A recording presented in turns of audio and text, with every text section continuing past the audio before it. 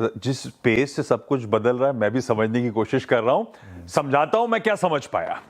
आपने सही कहा, वो आर्टिफिशियल इंटेलिजेंस की research and development R and D company OpenAI, जिसे हम और आप शायद ज्यादा इसके प्लेटफॉर्म चैट जीपीटी के लिए जानते हैं, इसने कल एक ओपन एआई डेवलपमेंट या डिप्लॉयमेंट कंपनी लॉन्च करी।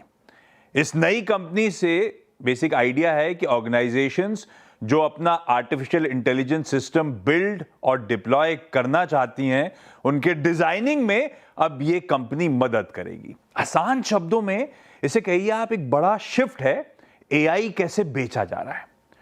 भाई अब तक क्या होता था, आपको एक सॉफ्टवेयर दे दिया, गुड लक आपको, उस सॉफ्टवेयर को आप अपनी कंपनी में चाहें तो इंप्लीमेंट कर लीजिए, फायदा उठा लीजिए।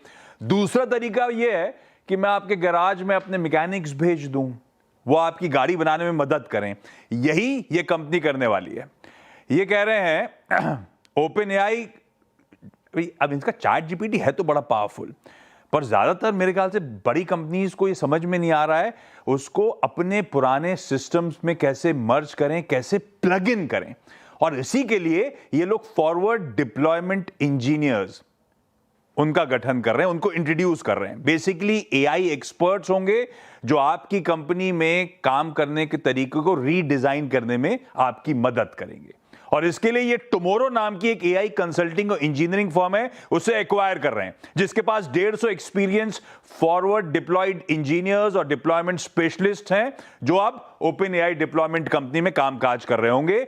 ये जो कंपनी एक्वायर कर रहे हैं, ये ऑलरेडी किसी टेस्को के लिए, यानी कि यूके की वो क्या कहते हैं, ग्रोसरी रिटेल चेन, या वर्जिन अटलांटिक जो ब्रिटिश एयरवेज या ब्रिटिश एयरलाइन है, इन सब के लिए ऑलरेडी एआई सिस्टम्स डिप्लॉय कर चुके हैं। तो डे वन से ये नई कंपनी तैयार होगी आपके साथ कामकाज करने के लिए।